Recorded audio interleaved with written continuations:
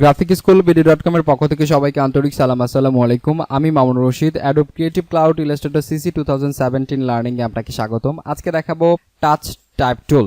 তো আগের পর্বে আমরা দেখেছিলাম type tool, area type tool and এইগুলো বেস সবগুলো হরিজন্টালি অ্যান্ড ভার্টিক্যালি যেসব টাইপ টুলস রয়েছে সবগুলো টাইপ টুলস সম্পর্কে আলোচনা করেছি। বাট টাচ টাইপ টুল জিনিসটা কি, আমরা ইলাস্ট্রেটর সিসি 2017 এই নিউ ভার্সনটি পেয়েছি।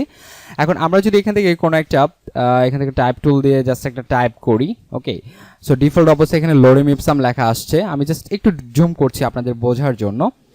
এবং আমি এখান থেকে যদি সিলেক্ট করি টাচ টাইপ টুল অথবা টাচ টাইপ টুলের শর্টকাট হচ্ছে শিফট টি। ওকে, আমরা এখানে শর্টকাট দেখতে পাচ্ছি। তো আমরা এটাতে ক্লিক করার পর যেটা কাজ করবে সেটা হচ্ছে আমরা দেখতে অনেক ধরনের লোগোতে দেখতে পারি, অনেক ধরনের আর্টওয়ার্কে দেখতে পারি যে কোনো একটা টেক্সট একটু আঁকা বাঁকা, কোনো একটা টেক্সট একটু বড় অথবা ছোট। লাইক এখন যদি আমি খুব ইজিলি যদি এখান থেকে লোরেম ইপসাম থেকে এই আরটা যদি আমি অনেকটা ছোট করে দিতে পারি, জিনিসটা কিন্তু হয়তো একটু ভালো লাগবে, অথবা একটু যদি বড় করে দেই হয়তো সেটার একটা ডিজাইন হবে, এরকম একটা কিছু হতে পারে। তো এই কাজটাই করা যায় টাচ টাইপ টুলের মাধ্যমে খুব ইজিলি ভাবে। আমরা এটা অন্যভাবে করতে পারি, কিভাবে করতে পারি, কতভাবে আসলে করা যায় সবগুলো নিয়ে আলোচনা করব। সাপোজ আমি যদি কোনো একটা এখান থেকে দেখেন আমি টাচ টাইপ টুল সিলেক্ট করার পর যেটা হচ্ছে আমি একটা করে স্পেসিফিকভাবে কোনো একটা ওয়ার্ডকে সিলেক্ট করতে পারছি। এবং এখান থেকে সিলেক্ট করার পর আমি কি করতে পারবো, লাইক আমি যদি এখান থেকে আরটাকে সিলেক্ট করে একটু বড় করি, দেখেন আমার এখান থেকে কি হচ্ছে রেশিও অনুযায়ী, তার রেশিও অনুযায়ী সেটা কিন্তু বড় হচ্ছে।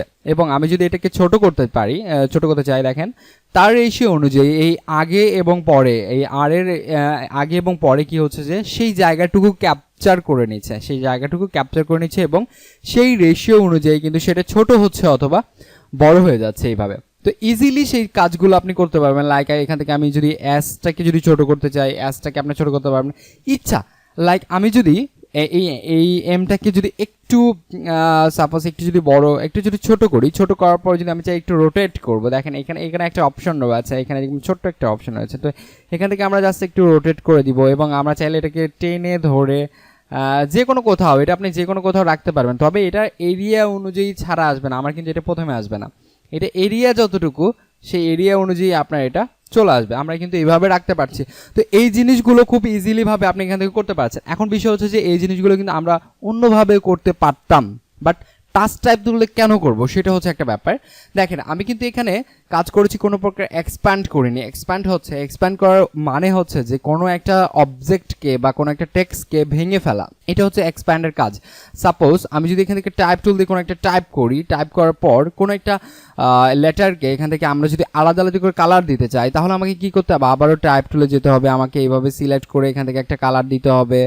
আমি যদি চাই এটাতে আমার সিলেক্ট করে একটা কালার দিতে হবে, দেখেন আমাকে কি হচ্ছে টাইপ টুলে থাকা অবস্থায় কিন্তু আমি সিলেক্ট করে আলাদাভাবে কি করছি, কালার দিতে পারছি। বাট আমি যদি ডিফারেন্ট কোনো ওয়েতে যদি কাজ করতে চাই সেটা কিভাবে করব, তাহলে আমাদেরকে কি করতে হবে, যেতে হবে অবজেক্ট মেনু থেকে এক্সপ্যান্ডে যাওয়ার পর এখানে আমরা অবজেক্ট এবং ফিল এই দুটো চেক রেখে আমরা যদি ওকে প্রেস করি তাহলে এটা এক্সপ্যান্ড হয়ে যাচ্ছে। এবং রাইট বাটনে ক্লিক করার পর এক্সপ্যান্ড হওয়ার পরে যেটা থাকে একটা অবজেক্ট গ্রুপ আকারে থাকে। তো আমরা এই গ্রুপকে আনগ্রুপ করে ফেলবো প্রথমে। তো রাইট বাটনে ক্লিক করে আমরা কি করছি, এখানে আনগ্রুপ। ওকে, সো আমরা আনগ্রুপ করার পর এটা কি করতে পারবো, প্রত্যেকটা দেখেন এবার কিন্তু আমার এখান থেকে প্রত্যেকটা লেটার আলাদা করে আমরা এখানে পাচ্ছি। এবার কি করতে পারবো, প্রত্যেকটা লেটারকে আমরা আলাদা করে ভাবে জাস্ট একটা করে সিলেক্ট করছি। আমি কিন্তু দেখেন সিলেকশন টুলসে আছি। এবার কিন্তু আমি কোনো টাইপ টুলে নেই যে আমাকে সিলেক্ট করতে হচ্ছে। তো আপনি এইভাবে কি করতে পারবেন, একটা করে আপনার আলাদা করে এইভাবে কালার দিতে পারবেন ইচ্ছা মতো এইভাবে। নট অনলি কালার, এখন আমরা যেটা দেখছিলাম যে টাচ টাইপ টুল দিয়ে কি করতে পারছিলেন, টাচ টাইপ টুল দিয়ে আমরা একটু আঁকাবাঁকা করতে পারছিলাম, সেম জিনিসটা আপনি এইভাবে এক্সপ্যান্ড করার পরে কিন্তু আপনি এখান থেকে ছোট বড় ইচ্ছা মতো কিন্তু আমরা এখান থেকে করতে পারছি। বাট এইটার সুবিধা এবং অসুবিধা কি, দেখেন আমি যখন এখান থেকে আরটা যখন বড় করেছি তখন কিন্তু এই বাকি যে এখানে টেক্সটগুলো ছিল সেগুলো কিন্তু এটা সরে যায়নি, এগুলো কিন্তু এখানে কিন্তু গ্যাপটা হয়নি।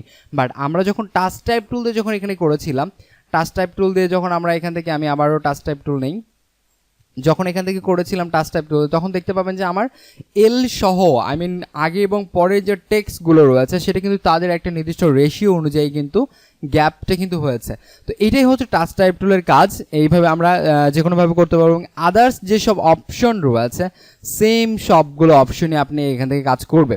এখান থেকে আপনার ওয়ার্প অপশন থেকে শুরু করে ইনভেলপ ই পর্যন্ত সব কিছু এখান থেকে কাজ করবেন। এখান থেকে মেশ আপনি কাজ করতে পারবেন। সো সব কিছু আপনি সেইভাবেই হবে আগের অপশনগুলো, আগের টাইপ টুল অনুযায়ী। সো এই ছিল আজকের টিউটোরিয়ালসে। সবাইকে অসংখ্য ধন্যবাদ। আসসালামু আলাইকুম।